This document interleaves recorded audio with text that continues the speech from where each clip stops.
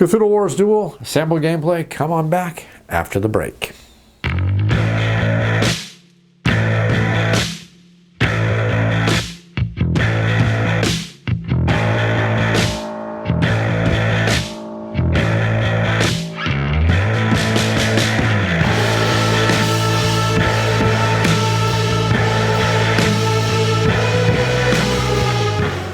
Hey everybody, welcome out to the Show Board Game Reviews. In this video we're going to do some sample gameplay for Cthulhu Wars Duel.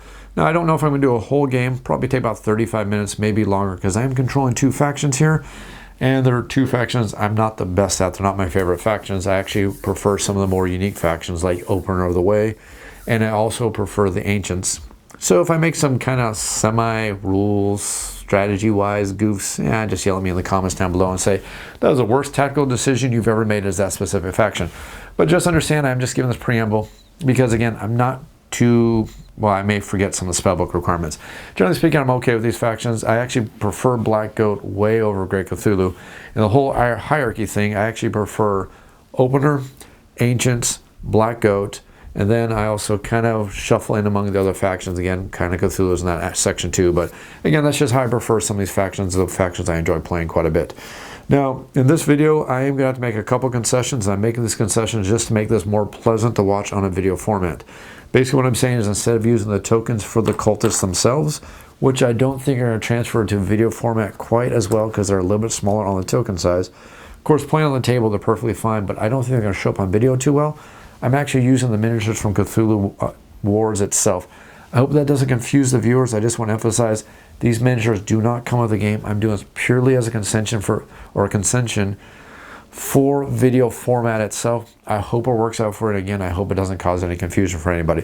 So we're playing the basic box of Cthulhu Wars Duel, and again, that means that we have Great Cthulhu, and that means we have the Black Goat factions. Of course, we know what that always means. Great Cthulhu as the little I go first person gets to, you got it, gets to go first. So let's go ahead and start everything off and figure out how we're going to spend our power. So the very first thing we want to do as Great Cthulhu is figure out how to get our Great Old One out, how to start amassing some power, and start figuring out some of the strategies we want to start using along those lines. So one of the things we know as Great Cthulhu is we want to get as many gates built on the waterways as possible. So that's probably a nice, easy strategy for us to start with. Of course, we don't know the strategy that Black Goat's going to start with, so we're going to start off just a little bit conservative with the actions we're going to take, and we're going to figure things out from there. So the first thing we're going to do is we're going to spend one basic power. We're going to activate one of our cultists who's going to take a boat and sail all the way over here to the reservoir. That's it for our action. We don't have any unlimited actions we can take. Let's go ahead and go over to the Black Goat, who's just going to hammer things on the head immediately. They're going to burn all 8 of their power, and they're going to bring out 4 units right here. They're going to bring out 4 monsters. They are going to be the fungi from a special place. That is all 8 of our power. We're done. And again, the reason why we can do this because of our special ability right here of the fertility cult. We can bring out as many units as we want. We have a gate. We control this area. We're done with all of our power. And now Great Cthulhu needs to make a decision because that DK marker is going to start hitting them really, really hard. And I swear every time I say DK, it sounds like I'm saying D like D, Delta, K, Kilo. It's a decay marker. I don't know why I'm having trouble with this word today, but it's just one of those words today that I cannot say for some stupid reason. So back to Cthulhu. We have 7 power and a fear of that decay marker going on. So let's figure out what we want to do first. So I think what we're simply going to do is we're going to create a gate right here. We know this person can't do anything. We know creating a gate is one of the most expensive things we can do. So let's go ahead and burn 3 power for that. So that's going to bring us down to 4 power right here. And we've created our gate. So the only thing the Shub-Niggurath player gets to do is advance the decay marker, comes back to our turn. We are now down to 3 power because we have to sacrifice the decay marker right now. And now we are kind of being pushed by this player and their decisions. We know there's no way in heck we can get a 3rd gate because it's actually impossible to do at this point. So do we want to bring out a monster? Not really worried about it because we don't need to defend ourselves. So do I start spreading out in anticipation of building more gates in the waterways?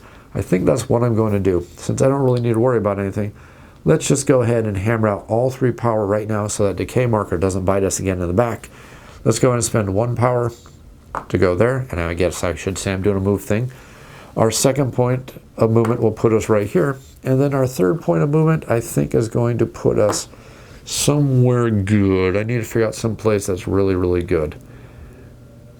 I think what I actually should have did is take this back and did it a different way, but there's no take C back C's in the world of playing the game we are playing right now. So I think what I'm going to do is put our third cultist right over here in Boston. Remember, these two sections are connected, which means Boston is effectively connected to this, which is effectively connected here. Thanks to our gates, that is the full use of our power. That's the full use of our round. Fortunately, the decay marker didn't bite us too badly, but it definitely was a very gutsy move on the fact of the part of the Black Goat player. So the gather power phase is going to be pretty easy for our players, but I'm going to do this nice and slow for players who have never played Cthulhu Wars before and kind of make this a little bit slow. I know most of you are saying 10 and 8 because you can kind of eyeball it pretty darn quickly. But basically we're going to gain power right now based on the amount of cultists and control gates and uncontrolled gates that happen to be on the board. So we see that Cthulhu has 6 cultists on the board right now, which means they're going to gain 6 power. We also have 2 control gates. 2 times 2 is 4. That's going to put us all the way up to 10 power. Now if we go over to the Black Goat player, we're going to see that we have 6 of our cultists still on the board. And that's going to put us at 6 power. And then we have 1 controlled gate. That's going to put us at 2 more power for a total of 8 power. That's basically it for the gather power phase. The only thing we need to remember to do is reset the decay marker all the way back down to 0. I'm sure I'm going to forget to do that at least once or twice, but just remember it resets always during the gather power phase. After this, we're going to figure out who the new first player is. Big surprise, it's going to be Cthulhu with 10 power left over. So now we get to go to the Doom phase and figure out exactly what we're going to do for our Doom phase. The most important thing to understand is the Ritual of Annihilation, and this is a point where Cthulhu is going to get a free spellbook. But before that happens, let's figure out if either one of our players wants to do a Ritual of Annihilation. Cthulhu looks at the board and says, I could spend 5 power for 2 victory points. Doesn't sound that great, but it does give you an Elder Sign, and that is possible victory points. So we could, for 5 power, get 3, I'm sorry, math hard. For 5 power, we get 3 at least victory points, possibly all the way up to 6. Do we really want to take that risk for 5 power? Do we really want to do that seeing how many bad guys our enemy has on the board? And remember, these bad guys can start capturing cultists very, very quickly. I'm thinking Ritual Annihilation is a terrible, terrible idea for us. We're not going to do it. Black Goat says, don't want a ritual. I have other plans. Wahahaha. That's it for that. So now we go over here and we're going to see that Cthulhu gets to receive their spellbook in the first Doom phase, and they also receive 1 Elder Sign. So let's go ahead and grab our Elder Sign. For the viewers out there, 2 victory points. We don't show that to our opponent though. There's 2 victory points for us. We're already 2 victory points into the game right now. And now we need to figure out which spellback we want to take. Well, I think I'm going to go for a basic Devour Dreams faction, or strategy for a faction at the start of this game. Let's go ahead and take Devour right now. I'm sorry, Devolve. Devolve says, after any player's action, you may replace any number of Acolyte cultists on the map with the same number of deep ones from your pool. That is our spellbook we have taken. Let's go over here to Black Goat, who has no special abilities. That's basically it for our first round. We did our whole first round in, what, 3 minutes? Let's go on and rock and start our second round right now. Cthulhu, before their turn, decides that they want to try to get a spellbook, or a second spellbook, as quick as possible, seeing how aggressive the Black Goat player is trying to play already. So we are going to spend 3 power. That brings us all the way down to 7 power. And we are going to build a gate in a water area. I'm thinking this is the better water area for us right now. So that means we have 1 water gate, 2 water gate, and 3 water gates, or I should say 3 gates in water areas. That means we're going to gain a second spellbook because we have this requirement right here. It says control 3 gates in ocean, sea areas. Let's go ahead and take Dreams, which costs us 2 power and 1 action. I'll go ahead and read it for the people who are not familiar with Cthulhu Wars faction powers. It says, choose an area containing an enemy's Acolyte's cultist. Your enemy must eliminate 1 of his Acolyte cultists from that area and replace it with 1 from your pool. Very nice special power. Very, very cool. Very nice ability.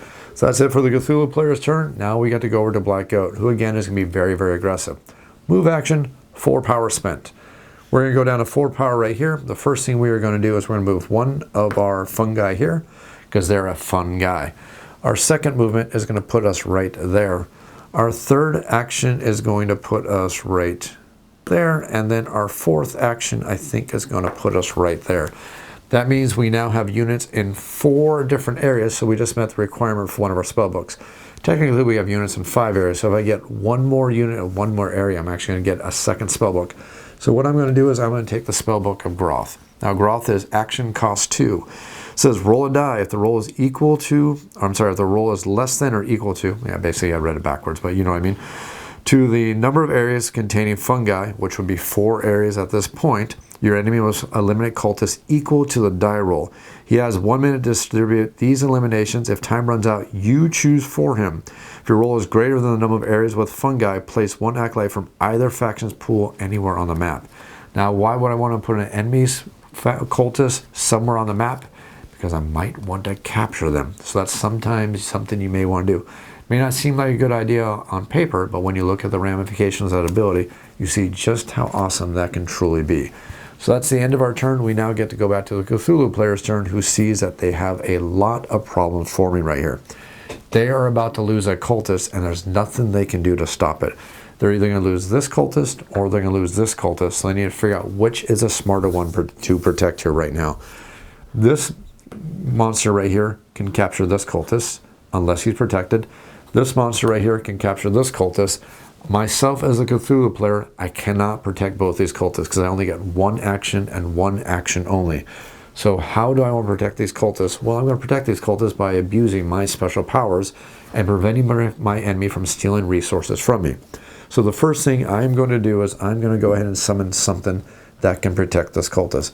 Again, I want to watch my power consumption right now because I'm not quite sure what my enemy is after, and I don't want to leave myself totally dry because that is one of the strategies that is not good for Cthulhu. Black Goat is good at draining the power supply, not that great over here.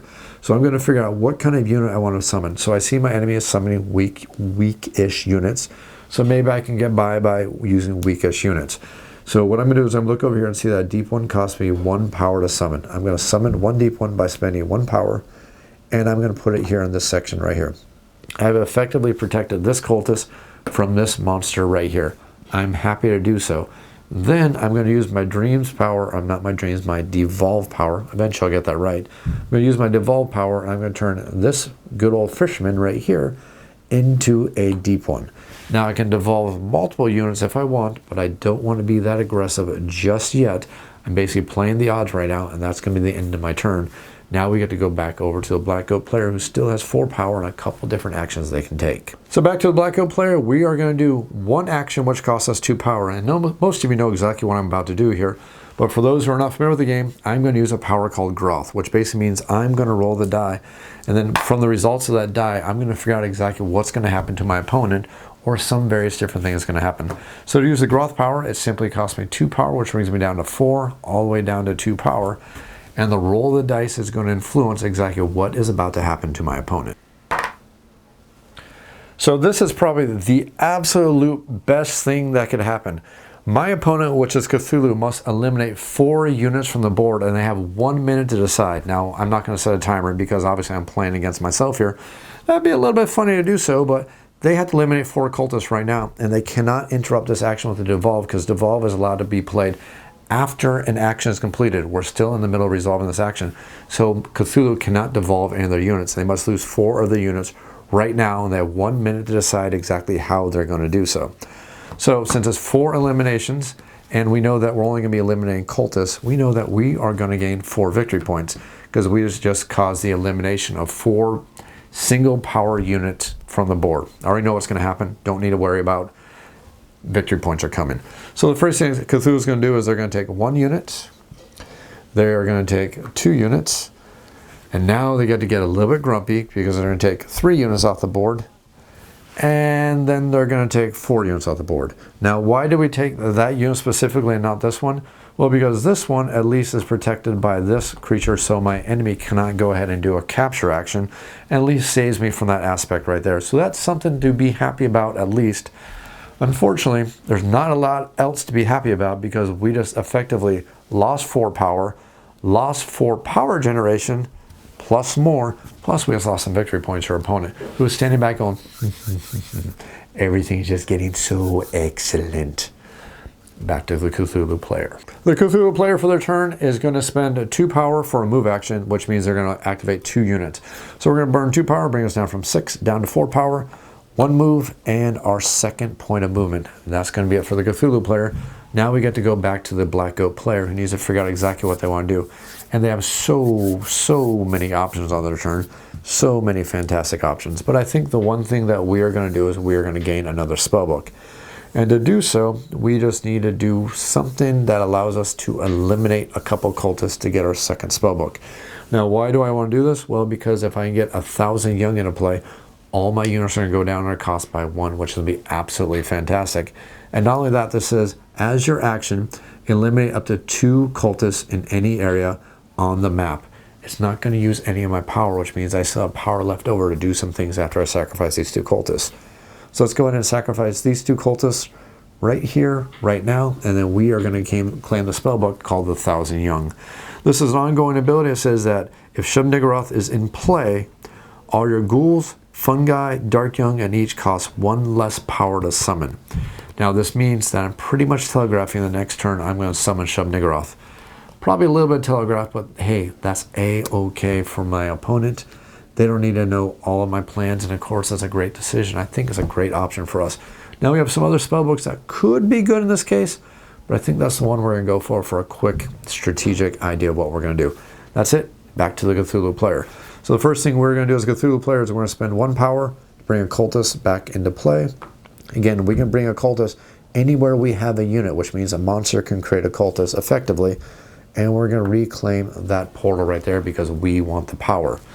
That's it for our turn, so now we get to go back over to the Black Goat player. Now the Black Goat player has 2 power left over, and we have a couple different options of what we can do in our turn. There's a couple things we can do. We kind of did a little bit of the setback for the Cthulhu player, but it wasn't a huge enough setback for them. But again, we don't want to start the next turn with a power deficit, because right now we're going to start the next turn for 6 power. We need 8 power, so it's kind of a foregone conclusion. 1 power to bring our cultist back up, and we're going to put that cultist right there, because remember, cultists can enter an area where we have at least 1 unit. I have a unit there. I'm effectively using movement from that sacrifice for free. Kind of a roundabout way of doing things, but it's a really good strategy. Back to Cthulhu, we're going to burn 1 power to bring another cultist into play, and by Jove, we're going to take power, take control of that gate right here, right now, because we don't want to go into the next turn power starved, especially since we don't have cultists to help us. Back over to the Black Goat player, we are going to spend our last bit of power to bring our cultist back into play. And where does this cultist want to go? Oh, why don't we just take center board position right here in the Martin's Cove, right here, right now. That's all of our power. We now get to go back to the Cthulhu player who has 2 power left over. We want cultists. Don't want to be power starved. Being power starved is a horrible, horrible thing. The trick here is, thanks to the decay marker, we're only going to be able to bring 1 cultist into play. And I'm going to show you exactly why that's going to happen.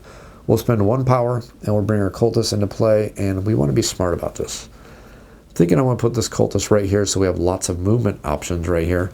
And then it's going to go back to the Black Goat player's turn, who's going to advance the decay marker right here. Now it goes back to Cthulhu's turn, and before they do anything at all, they must sacrifice power to pay for the decay marker. So even though they technically started this turn with 1 power left, they effectively have 0 power left over. Their turn is over, and now we get to go to the gather power phase for both of our players. Again, with Black Goat starting with 4 power at the start of the turn. So again, let's go ahead and do this quickly. We have a total of 10 power for the Cthulhu player. If you need to know how to figure this out, it's 1, 2, 3, 4, 5, 6, 7, 8, 9, 10. We're going to start with 10 power. Back over to the Black Goat player. We have 6 cultists, 1 controlled gate, total of 8 power. That's a-okay in our book. We are not too disappointed about that at all. So we don't have to worry about anything else except resetting this decay marker. Hey, I'm actually remembering to do it this time. Now that we reset the decay marker, let's figure out who the first player is. Well, no brainer. It's going to be Great Cthulhu. Now let's go to the Ritual of Annihilation phase. So Cthulhu is feeling a little bit of pressure and thinking that they might want to ritual at this point. Why? Well, we're behind by 4 victory points. We control 3 portals, and we assume, or I'm sorry, 3 gates, and that's probably not something that's going to hold true for very, very long. And the nice thing about this is every time you ritual, well, you're going to gain some victory points. So Cthulhu is going to start things off with a bang, and we're going to spend 5 power to do a Ritual Annihilation. So that's going to bring us all the way down to 5 power for the next round. Now here's the key thing to understand right here. We're going to get 3 victory points, which is not that terrible of a thing. Unfortunately, since our Great Old One, or we don't have any Great Old Ones in play at all, we're not going to get an Elder Sign for that Ritual Annihilation. So just remember, effectively, right now we're sitting at 3 plus 2 for a total of 5 victory points. So we're actually technically in the victory point lead, even though our opponent doesn't know that. But we didn't get the extra Elder Sign we would love to have gotten if we had our Great Old One or any Great Old One who happens to be in play. Now that we figured out the Ritual of Annihilation over here, let's go over to the Black Goat player who says, don't want a ritual. let's go ahead and start the next round. So we're going to start the next round over here with a Cthulhu player who wants to avoid being power starved. So the first thing we're going to do is we're going to spend 1 power to move this unit right here, just like that. We're hoping that's not a bad decision. At least that's what we're hoping for. We're going to go over to the Black Goat player who's just going to say, I have one thing and one thing only I really, really want to do. I want to bring out this nasty creature right here, right now, very quickly, and just start causing a lot of hurt and a lot of pain. Because once this creature comes out, all of our units are going to go down in cost. So let's go ahead and figure out everything we need to do to bring out the Shub-Niggurath. The basic things we need to do is we need to eliminate 2 cultists and we need to burn a whole bunch of power. So let's go ahead and burn that 8 power right now. We're going to go all the way down to 0 power, which is such a mean thing to do. And we're going to bring this unit out right here, and let's go ahead and sacrifice 2 of our cultists. Not a big deal. Now remember, we don't get victory points for sacrificing our own cultists. It'd be really nice if we did, but we don't do that. That's totally cheating. So that's it for our turn, and now we put a lot of pressure on the Cthulhu player all over again, because they know that the decay marker is going to start advancing on them again, making their life absolutely miserable. So with that thought process, we are going to spend 3 power, bring us down to 1 power, and we are going to bring a gate out. Hoping beyond hope that at least this is going to help us with our power starve situation we have going on. Plus we can ritual again for some more victory points. So maybe we're going for the slow burn with the Cthulhu player. Again, that's possible, one of the strategies for the game. So now we get to go over to the Black Goat player. We're simply going to advance the decay marker. Poor Cthulhu is going to have to spend 1 power just to pay for the decay marker, and that's another very quick round. It's kind of the cool thing about the game. Rounds can go very, very quick, especially if you're playing good strategies, good tactics, and making sure you're using all of your resources for the game. So let's go ahead and figure out how much power we're going to get. Cthulhu is actually looking pretty good. We have 3, 6, 9, 12, doing the fast speeder math. You'll learn to do that if you play Cthulhu Wars quite a bit. And then we'll come over here and see that we're going to get 6 powers only for Black Goat. Again, 4 cultists, 1 controlled gate. That's a total of 6 power. No special abilities out there. That's going to be it for the Gather Power phase. Good old Cthulhu gets to be the first player again. And now we get to move on to the Ritual of Annihilation, or the Doom phase. As Cthulhu, let's go ahead and burn 6 power. We are going to advance the ritual marker, and we're going to gain 1, 2, 3, 4 victory points. That's going to move us from 3 victory points all the way up to 7 victory points. The Black Goat players decided that they do not want to do this, so let's go ahead and move on to our next round. Cthulhu, for their turn, they're going to go ahead and bring out a Shoggoth, which is going to cost them 2 power, and we're going to bring out our Shoggoth. Right here, again, we're trying to get a little bit defensive and actually start working towards becoming offensive, because that's what we want to do at this point. So now we get to go back over to the Shub-Niggurath player, who gets to take their action, and they're going to do the Groth action. So we're going to go from 6 down to 4 power, and as our action now, we just got to roll the dice to see how many cultists our enemy is about to lose. 3, that's actually not too terrible. Now our opponent has to quickly decide on how they're going to lose 3 cultists very, very quickly. And again, these are eliminations, so that's now 3 more victory points for us. And this is pretty harsh. So we're going to lose a cultist here.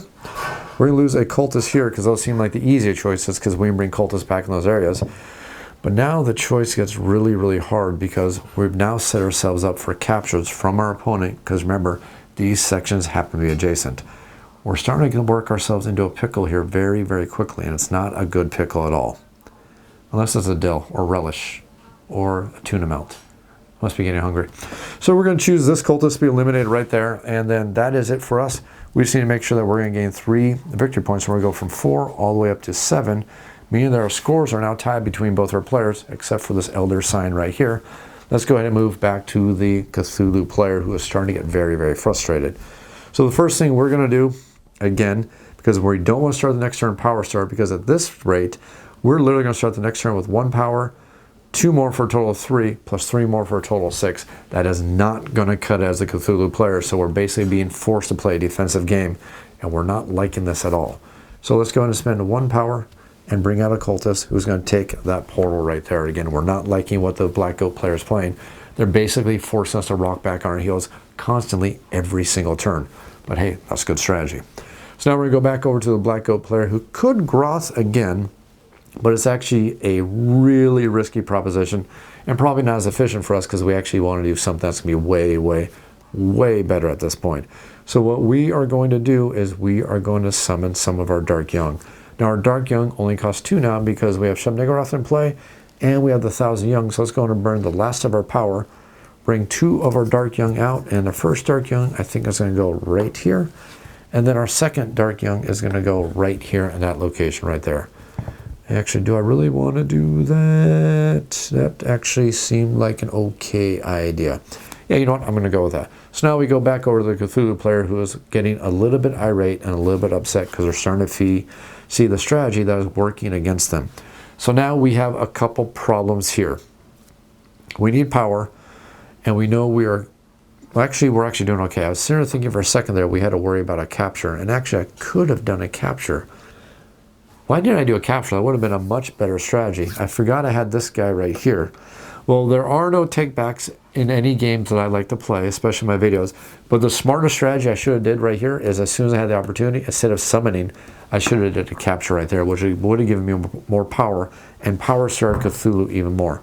So that was a terrible strategy on my part. So gladly Cthulhu is going to be thankful that I was dumb in that aspect. So let's spend 1 power. Let's bring a cultist and take that. I forgot to reset the decay marker to 0, so it was supposed to be at 0. When Cthulhu or Black Goat's turn comes around, we're going to advance the decay marker. That'll move this down to 1 right here. And I'm going to summon another cultist. I will put the cultist right there. Protect myself from a capture right there.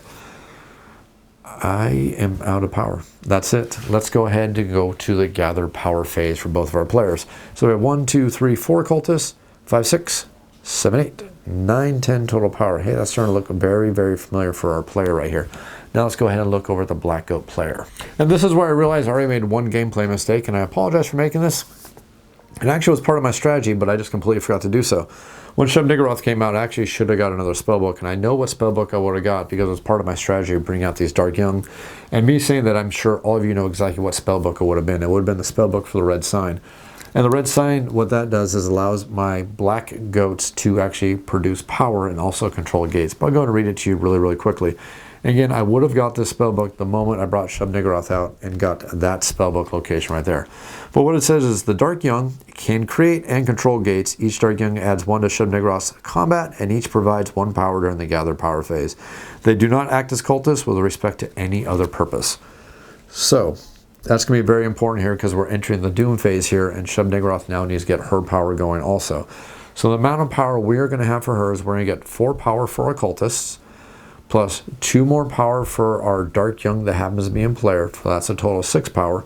And we're going to gain 2 more for our control gate, which is going to put us at a total of 8 power, which actually is not too terrible. It's pretty much what we've been doing every single turn at the start of every one of our turns. We don't have any other abilities we need to worry about, at least none that I can think of at this time. So let's go ahead and reset the decay marker, or sorry, the decay marker.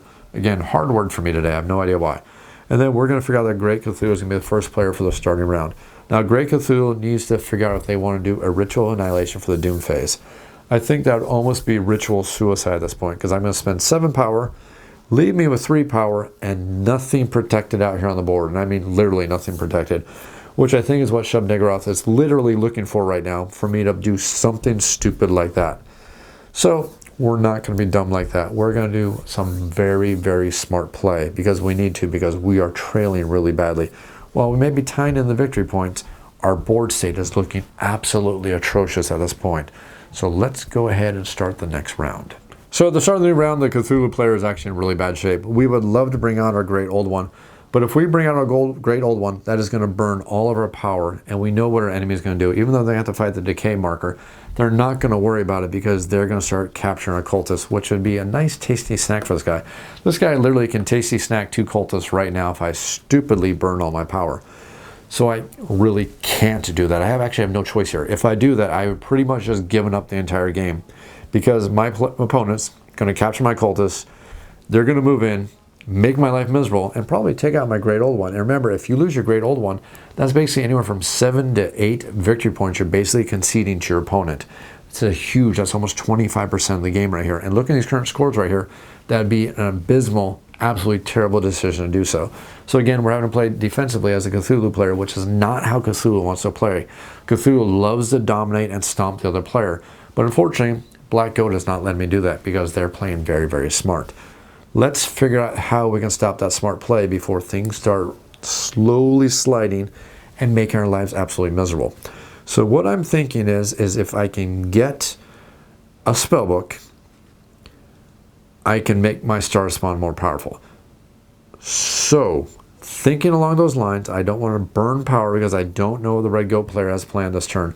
I'm hoping I know what they're planning on doing, but I really don't know what they're doing. And they're doing what I think they're doing. I'm in really, really bad shape. Yeah, they're going to do it. So, first thing I'm going to do is I'm going to summon one of my star spawn. That's going to cost 3 power. It's going to bring me from 10 down to 7 power. Star spawn right here, protecting these guys from that horrible, nasty little guy making my life absolutely miserable.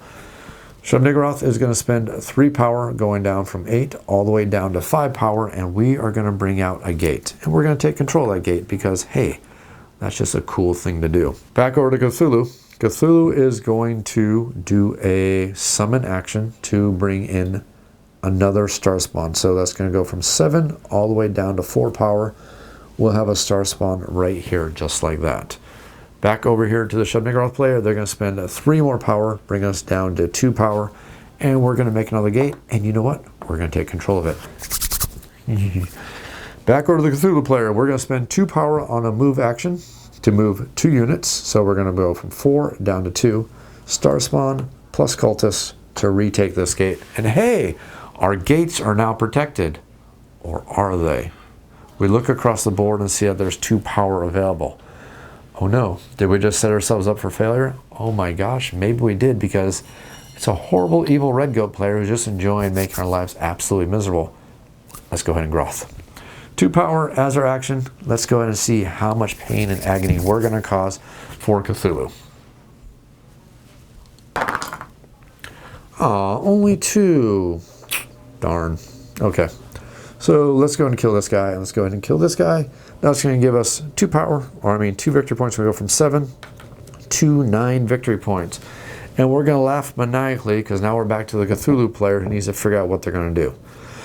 Well, we're going to grumble, spend 1 power, bring a cultist back up, and that's going to leave us 1 power. Decay marker activates. That's going to burn the last of our power. Again, we're going to curse and swear at the black goat player who was 100% controlling the flow and the tempo of this game in a very, very direct, mean, and nasty way. And we're about to see how painful that can be when we have no control of the tempo of a game. So let's go ahead and figure out how much power we're going to gain. We're going to gain 3 power plus 6 power is going to be a total of 9 power for the Cthulhu player. We're starting to see that we're losing a war of attrition very, very quickly. Let's go ahead and go over to the black goat player. We have 4 cultists plus 2 dark young. That's going to be a total of 6 power, 7, 8, 9, 10, 11, 12 power. Well, well, well. Looks like the tides have turned for our player right now. So we're going to reset the decay marker back down to 0. I don't think we have any abilities I'm missing. If we do, just yell at me, because remember, these aren't factions I get to play a lot. So I may be missing some, but I'm hoping I really am not missing some. So now we are figured out that this is going to be a new first player. They get the first choice if they want to do a Ritual of Annihilation. And yes, they are. We're going to spend 7 power. That's going to move us from 12 all the way down to 5 power. Not great, but actually not really bad, and it still is going to allow us to do what we want to do when our turn comes around next time. So we're going to gain 3 victory points for the 3 gates we control. That's going to go from 9 to 12, and we're also going to gain an Elder Sign. Show it to the crowd at home, 2 victory points. So that means effectively we have 14 victory points as the Black Goat player. Back over to the Great Cthulhu player. They are not going to do a Ritual Annihilation because it's going to cost 7 power, which is going to leave them with 2 power. And that's going to basically be 2 power to go in the next round versus a player who has 5 power, which may not be that terrible, but we have 0 defensive going on right now. We start the next turn with 2 power, we're doomed. We might as well just throw the towel in at this point, because at least right now, there's a possibility we can make a comeback, because if we can get a fighting force, at least somewhat of a halfway decent fighting force right here, we can start earning some more of our spell books and possibly make a comeback, because right now, things are looking pretty bad for our Great Cthulhu faction. So we could go ahead and start another round here, but I think you've seen enough gameplay for Cthulhu Wars Duel to understand exactly how the game plays. If you have any comments or questions, make sure you leave them down in the YouTube comments down below. I'll definitely answer them as quickly as I can. You can also feel free to email me off the shelf board game reviews. That's otsbgr@gmail.com. I'll definitely answer your email as quickly as I can. If you enjoy this video, if you enjoy this channel, think about supporting the channel over on Patreon. That's patreon.com/otsbgr. Just $1 over the tip jar can help me cover my costs and help keep the lights on. If you enjoy this video, if you enjoy this video channel, click that like button, click that subscribe button. And as always, thanks for watching.